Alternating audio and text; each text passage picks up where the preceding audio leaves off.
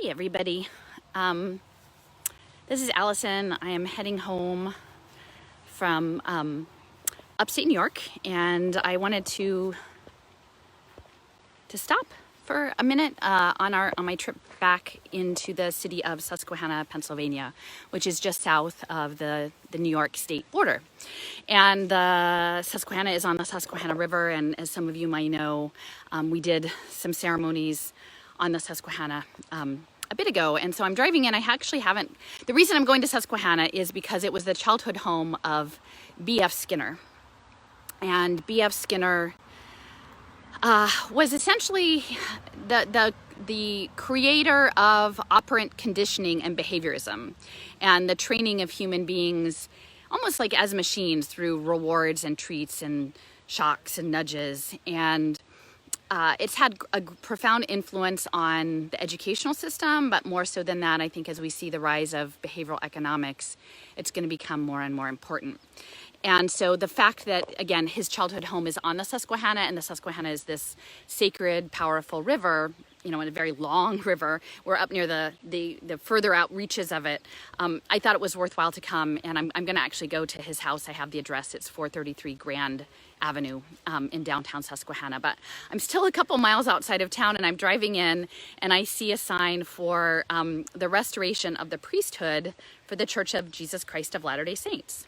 And I thought, that's interesting because, again, if you guys are aware, you know, I spent some time in Salt Lake City in January, and a lot of what is coming in terms of impact investing, data analytics, education technology, lifelong learning, genomic sequencing, even optogenetics is very much embedded in the greater Salt Lake City region. And the history of that region, which clearly overlaps very strongly with the history of this church. Not to mention also the Catholic Church seems to be involved, and the United Way, among others. There are many, many involvements. But if you understand that the next phase of stakeholder capitalism is very much linked to channeling these global assets that are at this point very, very concentrated, and I think the Church of Jesus Christ of Latter-day Saints is among one of these largest asset holders, you know, beyond the Vatican Bank and the Saudi Sovereign Wealth Fund and some of these others. Clearly, there are powerful faith-based institutions that are looking to channel money in ways that can be described as, you know, helpful or charitable, but with impact and data. And there's been some, you know, investigations into the nature of the assets of the Church of Jesus Christ of Latter-day Saints, including from the Salt Lake City Tribune, that they had gotten from the venture capital funds that manage some of those assets, which include extensive real estate holdings, that many of their assets are actually connected to technology sectors, you know, the Google, you know, et al., technology and biotech. And so I think it's really important to understand what is unfolding in this context, especially given the position of the University of Utah and also Brigham Young in the development of these sort of high-end technologies and biotechnologies, and also the embedment of a state intelligence apparatus in Salt Lake City, which is part of Bluffdale as well. So anyway, so I'm driving down the road, and I see the sign, and there's a small cemetery and a historic marker. So I thought, oh, let me pull over and see what this is about. And it turns out, so this site that I'm on, and I'm going to flip around so you can see better. Oh, there's like a bug on there. So we're in this little area here. It's actually very busy today. You can see lots of folks visiting, and this was the home of Joseph Smith for a while. He lived here, I think, 5 or 7 years. And why this is significant is that this is the location where the golden tablets were translated into the Book of Mormon. And I think there's this gentleman, Oliver Crowdy, close, I think that's close to his last name. He was a farmhand who came to help with this translation. And then while they were here and working on the translated tablets, they became aware of the part of their faith practice around baptism. And so they actually did these first baptisms in the waters of the Susquehanna. And again, just to reinforce, this is a very ancient and powerful river. And it has a lot of history. So the gatherings that we did down at Aberdeen Proving Ground were part of that as well. on the Susquehanna. So there's already this cybernetic connection, which morphs with what B.F. Skinner has done in terms of social engineering and individual engineering and behaviorism and using technological systems that's now morphing from Skinner's box into training pigeons, and even he kept his own young child in this box, like in a crib that was like a box, and the pigeons in a box, and training them to do what they were told, this behaviorist thing. It's going to become imminently more terrifying once we have blockchain and 5 and 6G and sensor networks of what B.F. Skinner's behaviorism look like, especially if it's linked to social impact investing, which is very much embedded in the larger mechanism of Salt Lake City and Jim Sorensen and the Goldman Sachs industrial banking system in Salt Lake City, among other places. But that is this connection. So again, I'm a cultural landscape person, and sometimes you just have to come and show up. And when I pulled my car over and I got out of the cemetery, I don't know that Skinner himself is buried here, but there's clearly a number of families that are with the name Skinner, probably extended relatives. And there's one headstone that I can show on the way out, but it just says Skinner. It doesn't have any individual names or dates, and it's overlooking this property here. So I'll just sort of, again, show you the house. You can sort of see that. They're doing tours, I guess. And then this is a monument to the baptism. And I believe actually the river is over on that side beyond the tree line. There's an underpass you can go and look over on the other side. So again, I'm not here to point fingers at any particular faith, but that said, it's very important to understand power and money and how those forces can become corrupted, and that individuals, this is the time for individuals of faith to really reflect very much on the imperative of natural life in the face of artificial intelligence and quantum computing, and the role of synthetic biology, because there's actually like a small subset in who identify as Mormon, and I don't know exactly, if that is accurate or not, but that's how they represent themselves, who are very interested in transhumanism, and they feel like that is in line with the faith belief. That is certainly not the commonality, but there at least is a small group of people of this faith that are focused on transhumanism, and I think that's an important thing to know and to sort of focus on.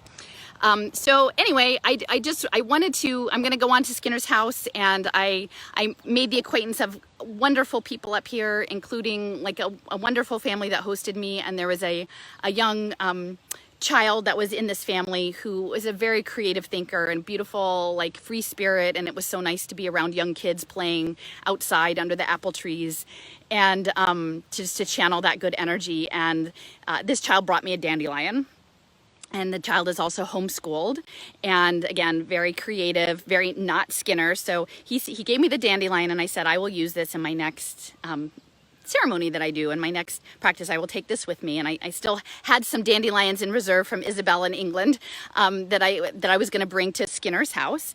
And I told this child that I would use that. And then I thought, I had considered going to Skinner's house on the way back because it's not too far off the highway, off of I-81 here.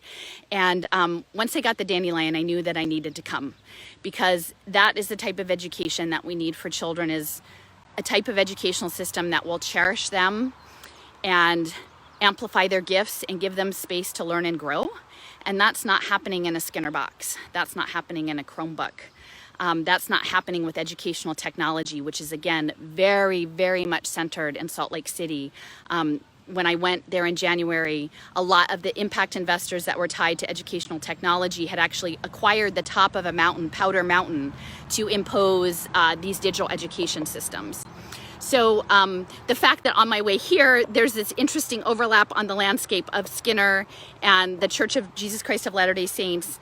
And again, it's long history. So this is Joseph Smith. This is, I think, the late 1820s. And he married his wife, who was from here. I believe it's Emma. And Joseph Smith had stayed lodged with her family for a while, I think, before they got married. And that's how they became acquainted. So this idea of an individual's mystical experience with the Creator that was then transformed into a much larger global faith practice, that direct connection of person to spirit, of person to the natural world, to God, is very different from, I think, where we're going, which is a cybernetic structure where I do believe the goal is, in the end, to blockchain faith, to come up with some sort of one world religion, and to put it on blockchain and to dispossess people economically, and then to make them do behaviorist programming a la Skinner. And as they're doing that programming, to wrap their brains in graphene and their neurons in graphene to learn them from the inside and put them in smart shirts and smart shoes. And all of these are technologies that the Church of Jesus Christ of Latter-day Saints is very much invested in. And to use that to catalyze the singularity, to create a planetary computer, to create something that, as I understand it, and again, I'm not certainly not a scholar of this faith, but that would be very opposite what Joseph Smith's original experience was. He was not tapping into, Google's planetary computer for this enterprise. So anyway, there's just a bunch of folks. Oh, I might walk down to the house here. It seems like there's a group. I didn't want to disrupt their event. And again, just so people understand, I understand the importance of people's faith traditions. I also understand the role of settler colonialism, right? Which isn't strictly here, but this idea of manifest destiny, moving from New England, Maple Nation across and claiming land and resources from the original people of these lands who had their own faith practice and their own culture. And I feel very strongly that what we're navigating right now is how do we manage a culture of, or kids playing, that's nice, of domination. Right? And whether you are dominating someone because you feel like you have their best interests at mind, you feel like they should be healthy or they should be happy or they should be other things, but you're using forces that are beyond their control and using the power, of economics or faith or government coercion to enact that change, that is not what we want. That is not, I think this is the big spiritual test right now is, are we in a position of living our world faiths, all world faiths, from a place as an example to create an example of people, or are we going to force people to accept practices that are not their own, and in that way erase their own culture? And if that is the choice we make, then in the end, it may be that artificial intelligence, as the endgame settler colonizer, will say, okay, you didn't pass that test. Now you guys are all in the matrix. Now you can be batteries for the metaverse. So I'm going to flip around. I've got to the house now. So this is a bit closer up. Who knew my cultural landscape background would end up coming in so handy. But I still have held on to the dandelions that I was given for Skinner's house. So I'm going to do those in a minute. But there's wonderful wildflowers along this little lane, and there's some dandelion leaves and yarrow. And so I did take those over to this statue, which is about the creation of the establishment of baptism as a central element of the faith practice here. And, I touched the feet of the Christ figure, and I said, I don't think on behalf of anyone who practices this faith that is embodying Christ consciousness. I don't, in whatever form that takes, I don't think that the transhumanism is at all about that, and that any mothers or grandmothers or grandfathers or dads or kind neighbors, that anybody wants that to be the future, if they knew. And I keep saying, this is the thing we must know. And if you're following me on Twitter or whatever, I've gotten rather frustrated the last few days because people are still really focused on COVID or, health things. And it's not about that, guys. This is an existential crisis of what it means to be a natural being in communion with the world, with the universe, with the cosmos, with the creative force, however you imagine that to be in your life. And we all need to ground ourselves in that. We need to ground ourselves because this game is for all the marbles. As John Trudell said, we need clarity. There's nothing that we can't do once we have clarity and we come from a place of love, in my opinion. We need clarity about what the actual problem is. And I'm not saying you don't have to believe me. I'm not saying I'm not here selling you anything. I'm not monetizing my content. I don't want to dominate you. Believe me, I just said I don't want to dominate anyone. But I think that I have a pretty useful analysis, and I'm thinking other people might find the same. We've got to get out of the Skinner box. We have to understand the place of spirit in this whole enterprise, and we have to do the work, because as Cliff says, love, we've already won. We just have to do the work. So here you can see the Skinner family have walked up the hill. So Skinner, this is our moment, guys. It's Skinner. You know, we've got the flag, we've got a bit of empire there, and then we have this home. And it's all highly symbolic. The imprint here on these lands and on the water and on this river are really symbolic, and the people in power who are using all of their methods of bewitchment know that.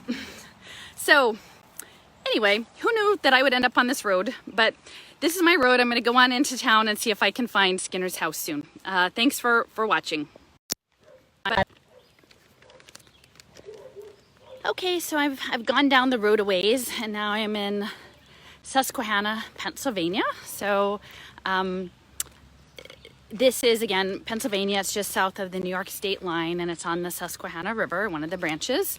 And you can kind of see I'm at the top of sort of a long hill, small Pennsylvania town, sort of the scene here. So according to the documentation that I could find, B.F. Skinner, who was a pioneer of behavioral psychology and a Harvard professor from the late 50s through the mid-1970s, was born here, grew up, spent his childhood in Susquehanna, Pennsylvania. And he actually, the documentation says that his house was at 433 Grand Street, and it was across from a cemetery. So here we have, whoops, let me flip around, the cemetery. This is Evergreen, little cemetery here that they would play in the cemetery. And I went up to the end of the street, and it was a dead end.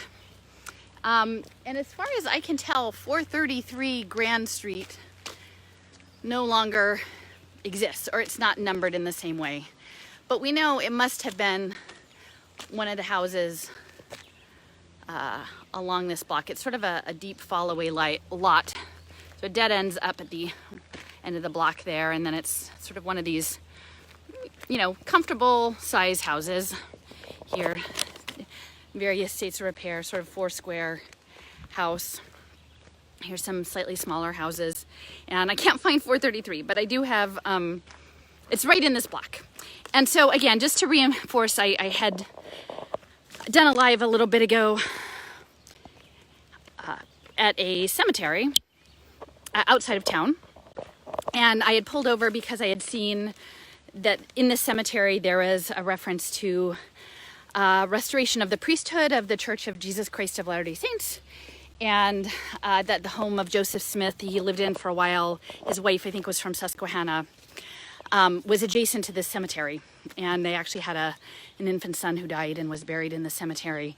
And there were a lot of Skinners in the cemetery as well. So I came today to Susquehanna, Pennsylvania with a specific task, because I made a friend, young friend, lots of friends, but among them, including one friend, who is a very curious, inquisitive person, perhaps not unlike B.F. Skinner, but maybe a little bit more balanced.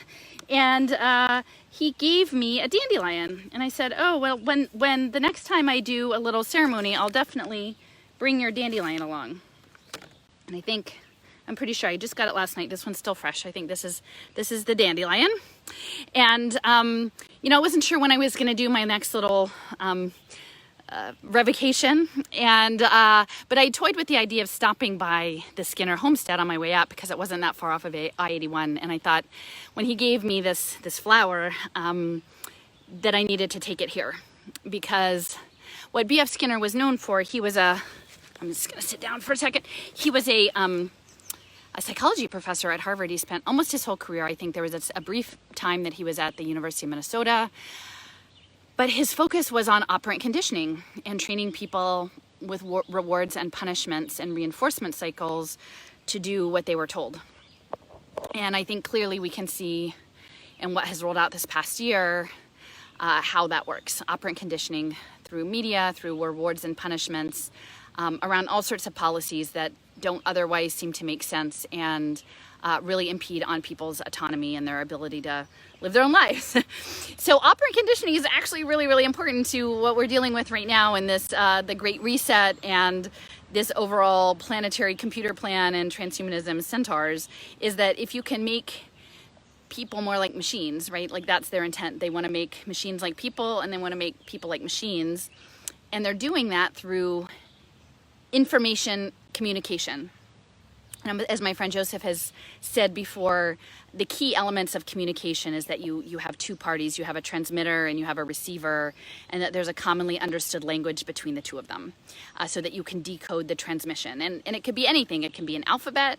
I mean, I could even say, as Joseph said, you know, you could encode a dandelion and you could say, hey, when I give you this dandelion, this is what you should do with it. You know, you run to the top of a hill and you light the fireworks, or you send the smoke signal. That would be a form of communication. So, you know, yeah, a dandelion can be a form of communication as long as both sides know what the message is, right? It's already agreed upon. And so what these crazy people, George Church and I'm trying to remember, Perry Marshall, I think, who's like a very influential business person, and someone from Oxford, they seem to be running a contest where they want to figure out the initial communication for the coding of life, DNA or reproduction, just the essence of life itself, not just humans, just all of life in the universe. And if they can figure out what the code is, I think they believe that they can then have a coup of God, you know, like the great, powerful, you know, creative force in the universe, however that manifests to you in your faith tradition, that they think that they can take over the top coding slot and make it their own. And so what we're dealing with right now is not just about money, and it's not just about people having an ego trip and controlling other people, but it's literally about their attempt to hijack the natural course of the universe into some sort of aberrant version that is under their control. And that's to do that, as I understand it, and again, don't take my word for it, but just see if it makes sense to you. You know, I came into this around education technology and data mining and representing children as data on screens, which is exactly opposite what the little boy who gave me this flower is getting. This person is not getting, they're not having their life put into a screen. They get to play with blocks and read books and explore the woods and think big thoughts, which is not what B.F. Skinner would want in the military-industrial complex. And then that they are going to aggregate this data into a digital profile that will be linked to your digital identity, your self-sovereign identity, they call it. No one left behind. No one left behind is how they frame it, as a great liberation, that we can carry all of this data. And it's interesting because Skinner actually had something called a cumulative record. Beyond the operant conditioning, he actually had one of his scientific research discoveries was to create a recording system. So if you're going to program someone as if they were a machine or a being, right, whether that's a pigeon or a child, that you would want to keep a record of all of these interventions. And I think that is what's going to be happening with digital identity and blockchain ledgers, and that they will frame it as private, but when some future need arises that you need services, or that you become involved in a judicial system or something like that, they'll be able to pull your codes in your cumulative record and see, you know, how you've been managed as human capital, as programmable matter. Essentially, that's sort of where things are at. And so that's where I was just a few months ago. And now, after I was speaking with Joseph and better understanding graphene and the role of like hydrogels from Celeste Solum and my friend Steffers and some others, is that in this continuum of trying to make us robots and the robots people, and using our life force like actually like a parasitic, like a vampire, pulling our life blood force as data into a blockchain brain that can then be moved over into this hive mind consciousness of, you know, the Hanson Robotics, Sophia the robot, what have you, and they're actually developing these small Sophia dolls to as educational resources for children and as companionship for children in their homes, because we know the plan is, you know, perpetual pandemic threat, and to be able to lock people down whenever they want, including children, and to isolate them socially and make them a blank slate that they can imprint upon.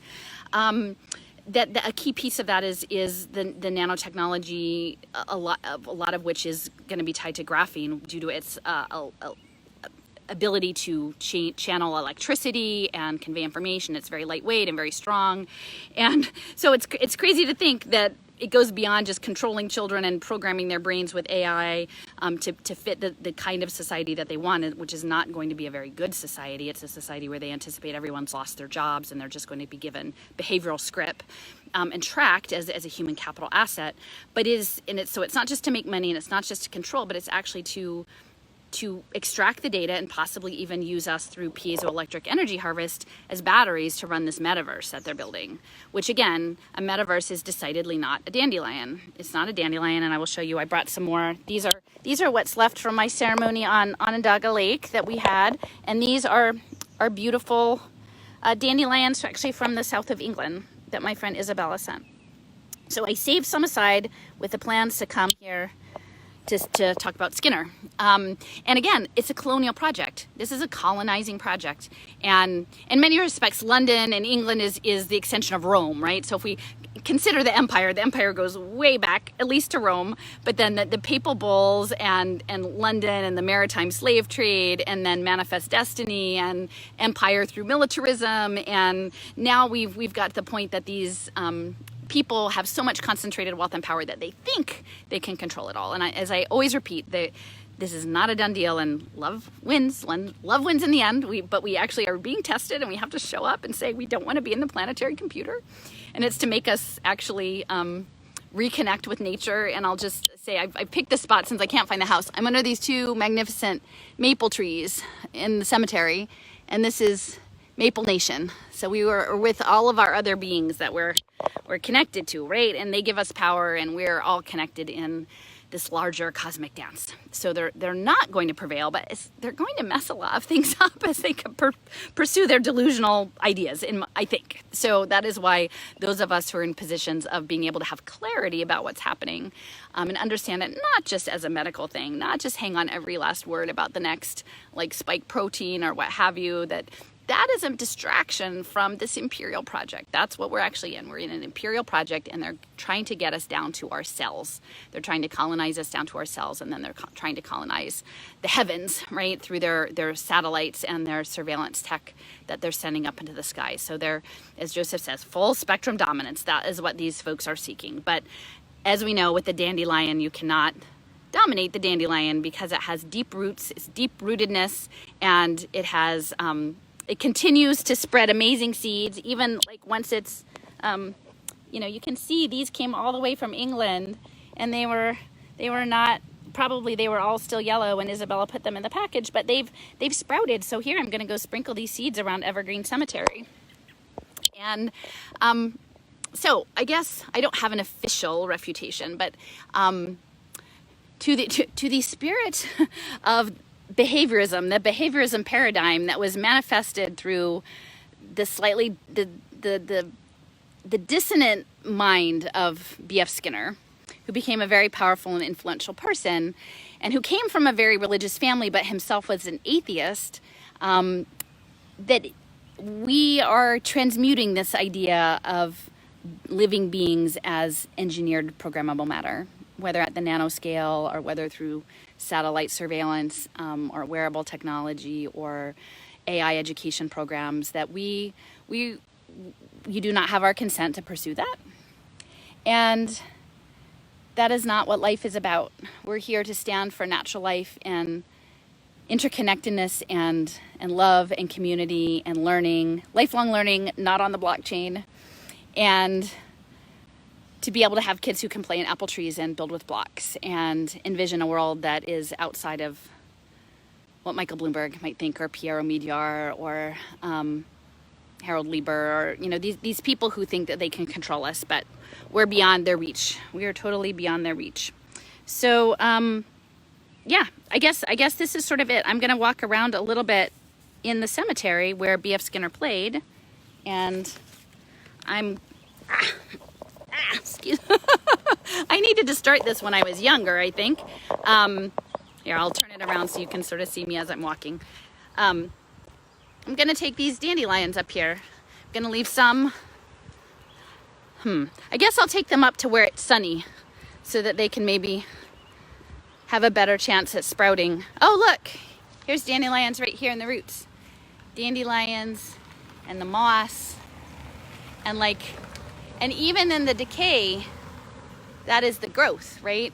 And so what we're facing here, I think, is people thinking that they control this life process, right? Thinking that they're above it all, that they can be the top coder, when really life is way beyond anything that they can even imagine. That the decay is what feeds the next cycle, right? It's the energy of life and this perversion of, longevity studies and uploading one's consciousness to the cloud and trying to live forever, right?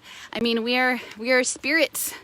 We are souls having this human experience, and we're here for a purpose, to have our time on the stage and experience all of the wonders that there are to experience here with one another and with food and with community, and put our feet in the water and watch the lightning bugs and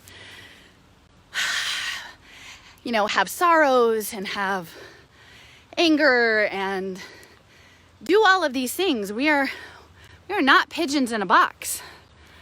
That's not what it's about. It's not about being pigeons in a box, trying to deploy bombs or something when we get stuck. So this seems like a good spot. I don't have a good way. Look, there's lots of yarrow here.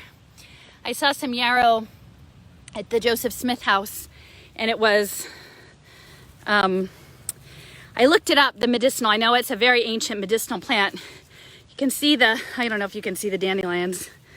They're going. There they are, they're flying. It's actually quite beautiful. What's scary is this biomimicry. Some of these crazy people are looking at dandelions' seed heads as dispersal for nanoparticulates, but they're never gonna do it like nature. They're never gonna do it like nature. So we transmute the colonizing of harm and domination that's sort of represented by the empire, the colonial empire, the British Empire, the Roman Empire, the American Empire, these various empires that seek to control, and we set it free. It had its purpose. It was a sad purpose. There's a lot of trauma in that, but the next phase is not a digital empire, because that's not how this play is going to play out, I think. So anyway, yeah. So I think that's all I have to say, folks. B.F. Skinner, operant conditioning, behaviorism, behavioral economics, neuroeconomics. Transmute. And now I gotta hit the highway and head home. Be well, everyone. I love you all. Bye-bye.